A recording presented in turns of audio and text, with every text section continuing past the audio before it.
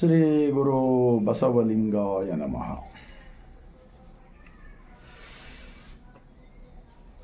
ವಿಶ್ವಗುರು ಜಗತ್ತಿನ ಮೊಟ್ಟ ಮೊದಲನೇ ಅನುಭವ ಮಂಟಪ, ಪ್ರಜಾಪ್ರಭುತ್ವ, ವಿಶ್ವ ಸಂವಿಧಾನ, ಪಾರ್ಲಿಮೆಂಟ್, ಸಕಲ ಜೀವಾತ್ಮರಿಗೆ ಲೇಸನ್ನೇ ಬಯಸುವ ಅನುಭವ ಮಂಟಪ ಸ್ಥಾಪಕರು ಆಗಿರ್ತಕ್ಕಂತಹ ಮಹಾತ್ಮ ಬಸವಣ್ಣನವರನ್ನು, ಅದಕ್ಕೆ ನಾವು ವಿಶ್ವ ಸಂವಿಧಾನವೆಂದು ಕರೆಯುತ್ತೇವೆ. ಅದೇ ರೀತಿ ಈ ಭಾರತ ದೇಶ ಗುಲಾಮಗಿರಿಯಿಂದ ಮುಕ್ತವಾಗಿ ಸ್ವತಂತ್ರವಾದ ನಂತರ ಭಾರತ ಸಂವಿಧಾನದ ನಿರ್ಮಾಣದಲ್ಲಿ ಮುಖ್ಯಸ್ಥರಾಗಿರ್ತಕ್ಕಂತಹ ಭಾರತ ರತ್ನ ಡಾಕ್ಟರ್ BR ಅಂಬೇಡ್ಕರ್ಜಿರವರನ್ನು, ವಿಶ್ವ ಜ್ಯೋತಿ ಅಕ್ಕ ಮಹಾದೇವಿರವರನ್ನು, ಸಕಲ ಶಿವಶರಣರನ್ನು ಎನ್ನ ಹೃದಯ ಮಂದಿರದಲ್ಲಿ ನೆನೆಯುತ್ತಾ ಭಾರತೀಯರೆಲ್ಲರಿಗೂ ಅನುಭವ ಮಂಟಪ ಬಸವ ಕಲ್ಯಾಣದ ಭೂಮಿಲಿಂದ ಈ ಸಾಯಂಕಾಲದ 150 ಕೋಟಿ ಭಾರತೀಯರಿಗೆ ಬಾಗಿದ ತಲೆ ಮುಗಿದ ಕೈಲಿಂದ ಶರಣು. ಯಾಕೆಂದರೆ ಮಹಾತ್ಮ ಬಸವಣ್ಣನವರು ಜೀವಗಳಲ್ಲಿ ದೇವರನ್ನು ಕಾಣಿರಪ್ಪ ಎಂದು ಹೇಳಿದ್ದಕ್ಕಾಗಿ ನಾವು ಜೀವಗಳಿಗೆ ಶರಣಾಗುತ್ತಿದ್ದೇವೆ. ಜೀವಗಳಲ್ಲಿ ಶಿವನನ್ನು ಕಾಣುವ ತತ್ವ ಇದೆ. ಬಸವ ಕಲ್ಯಾಣದ ಅನುಭವ ಮಂಟಪದ ವಿಶ್ವ ಸಂವಿಧಾನದ ವಚನಗಳು. ಈಗ ಒಂದು ಬಸವಣ್ಣನವರ ವಚನ ಈ ಗ್ರಂಥದಲ್ಲಿ ಇರುತ್ತದೆ. 33 ಭಾಷೆಯಲ್ಲಿ ವಚನಗಳನ್ನು ಬಂದಿವೆ. ಇದು ಸರ್ಕಾರ ಮಾನ್ಯತೆಯಾಗಿದೆ ಎಂದು ಹೇಳುತ್ತಾ ಒಂದು ಬಸವಣ್ಣನವರ ವಚನ. ನೆಲನೊಂದೇ ಹೊಲಗೇರಿ ಶಿವಾಲಯಕ್ಕೆ, ಜಲ ಒಂದೇ ಶೌಚಾಚಮನಕ್ಕೆ, ಕುಲ ಒಂದೇ ತನ್ನ ತಾನರಿದವನಿಗೆ, ಫಲ ಒಂದೇ ಷಡು ದರ್ಶನ ಮುಕ್ತಿಗೆ, ನಿಲವು ಒಂದೇ ಕೂಡಲ ಸಂಗಮ ದೇವ ನಿಮ್ಮ ಅರಿತವನಿಗೆ. ಈ ವಚನ ಇವತ್ತು ಎಷ್ಟೇ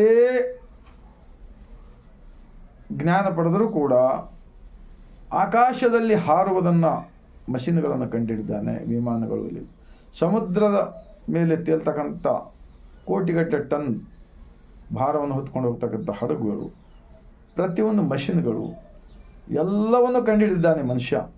ಆದರೆ ತಾನು ಯಾರು ಎಂಬುದನ್ನು ಅರಿತುಕೊಳ್ಳಲಾರದೆ ಬದುಕ್ತಕ್ಕಂಥ ವ್ಯವಸ್ಥೆಯಲ್ಲಿ ಇವತ್ತು ಭಾರತ ದೇಶದಲ್ಲಿ ಬರೀ ಮುಂಜಾನೆಯಿಂದ ಸಾಯಂಕಾಲದವರೆಗೆ ಬರೇ ಒಬ್ಬರ ಮೇಲೊಬ್ಬರು ಟೀಕಾ ಮಾಡ್ತಕ್ಕಂಥದ್ದು.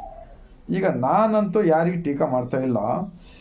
ಈ ಎಲ್ಲ ಟೀಕೆಗಳು, ಎಲ್ಲ ಸಮಸ್ಯೆಗಳಿಗೂ ಪರಿಹಾರ ಅನುಭವ ಮಂಟಪ ಬಸವ ಕಲ್ಯಾಣದ ಅಣ್ಣ ಬಸವಣ್ಣನವರ ಈ ವಚನ ನಾವು ಒಂದು ವೇಳೆ ಅರ್ಥ ಮಾಡಿಕೊಂಡಿದ್ದೆ ಆದರೆ ನಿಜಕ್ಕೂ ನಮ್ಮ ಹೃದಯದಲ್ಲಿ ಹೃದಯವಿದ್ದರೆ ಎಲ್ಲ ಸಮಸ್ಯೆಗಳನ್ನು ನಾವು ಎಲ್ಲಿ ಇದ್ದೀವಿ ಅಲ್ಲಿಂದಲೇ ನಾವು ನಮ್ಮ ಜೀವನವನ್ನು ಬದಲಾವಣೆ ಮಾಡಿಕೊಂಡು ಅಂತರಂಗದ ದೇವನಿಗೆ ಶರಣಾಗಿ ಇನ್ನೊಬ್ಬರ ಬಗ್ಗೆ ಕೆಟ್ಟದನ್ನು ಬಯಸದೆ ಬದುಕಿದ್ದೇ ಆದರೆ ನಮ್ಮ ಅರಿವೇ ನಮಗೆ ಗುರು, ನಮ್ಮ ದೇಹವೇ ನಮಗೆ ದೇವಸ್ಥಾನ, ಕಾಯಕವೇ ಕೈಲಾಸವೆಂದು ಎಲ್ಲವನ್ನು ಹೇಳಿದ್ದಾರಲ್ಲ ಈ TV ಮಾಧ್ಯಮದವರು. ಈ ಒಬ್ಬರ ಮೇಲೊಬ್ಬರು ಇದು ಮಾಡ್ತಕ್ಕಂಥದ್ದೇನು, ಒಂದು ವೇಳೆ ಈ ವಚನದ ಗ್ರಂಥವನ್ನು ಹಿಡಿದುಕೊಂಡು ಚರ್ಚೆ ಮಾಡಿದೆ ಆದರೆ ನಿಜಕ್ಕೂ ಪ್ರತಿ ಒಬ್ಬರ ಹೃದಯಕ್ಕೆ ತಟ್ಟುತ್ತದೆ ಎಂದು ಈ ನನ್ನ ಭಾವನೆ.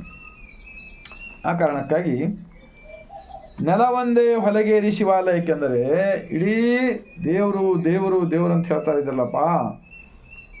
ಈ ಭೂಮಿನೇ ಒಂದು ಇಡೀ ಬ್ರಹ್ಮಾಂಡದಲ್ಲಿ ಒಂದು, ನೀವು ಎಲ್ಲಿ ಬೇಕಾದರಲ್ಲೂ ನಿಮ್ಮ ಗುಡಿ ಗುಂಡಾರಗಳಾಗಲಿ ಅನುಭವ ಮಂಟಪಗಳಾಗಲಿ ಏನೇ ಒಂದು ಕಟ್ಕೊಂಡು ನಿಮ್ಮ ಮಾಡ್ತಾ ಇದ್ದರೂ ಕೂಡ, ಆದರೆ ಜಗತ್ತದಲ್ಲಿ ಒಂದೇ ಭೂಮಿ ಇದೆ ಎಲ್ಲ ಕಡೆ.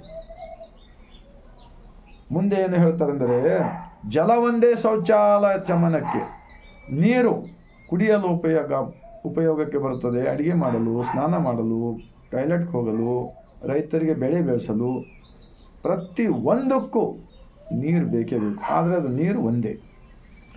ಈ ಥರ ಕುಲ ಒಂದೇ ತನ್ನ ತಾನರಿದವಂಗೆ. ಕುಲ ಈಗ ಎಷ್ಟು ಕುಲಗಳು ಮಾಡಿ ಜಗಳ ಹಚ್ತಾ ಇದ್ದಾರಲ್ಲ ದೇಶದಲ್ಲಿ. ಹಾಂ, ಯಾರು ಮಾಡಿದಾರಪ್ಪ ಇದೆಲ್ಲ? ಇಷ್ಟೊಂದು ಜಾತಿಗಳು ಇವೆಲ್ಲ ಇದು ಬಸವಾದಿ ಶರಣರು ತೆಗೆದು ಹಾಕಿದ್ದಾರೆ. ಹಾಕಿ ಪರಮ ಪತಿವ್ರತೆಗೆ ಗಂಡನೊಬ್ಬ ಎಂದು ಎದೆಯ ಮೇಲೆ ಇಷ್ಟಲಿಂಗ, ಹಣೆಯ ಮೇಲೆ ವಿಭೂತಿ, ಕೊರಳಲ್ಲಿ ರುದ್ರಾಕ್ಷಿ. ಎಲ್ಲ ಸಂಸಾರಿಕ ವರ್ಗದವರು ಈ ಜೀವನವನ್ನು ಮಾಡಿ ನಮಗೆ ವಚನಗಳನ್ನು ಕೊಟ್ಟಿದ್ದಾರೆ 893 ವರ್ಷಗಳ ಹಿಂದೆ. ಫಲವೊಂದೇ ಷಡು ದರುಶನ ಮುಕ್ತಿಗೆ. ನಾವು ಒಳ್ಳೆಯ ರೀತಿಯಿಂದ ನಡ್ಕೊಂಡು ಹೋದೆವಪ್ಪ ಅಂದರೆ ನಮಗೆ ರಿಸಲ್ಟ್ ಬರ್ತಕ್ಕಂಥದ್ದು ಏನಿದೆ ಅಂದರೆ ಸಮಾಜದಲ್ಲಿ ಒಳ್ಳೆಯದೇ ಬರುತ್ತದೆ, ಅದು ಒಳ್ಳೆಯ ಫಲವನ್ನೇ ಕೊಡುತ್ತದೆ ಎಂದು ಹೇಳುತ್ತಾರೆ.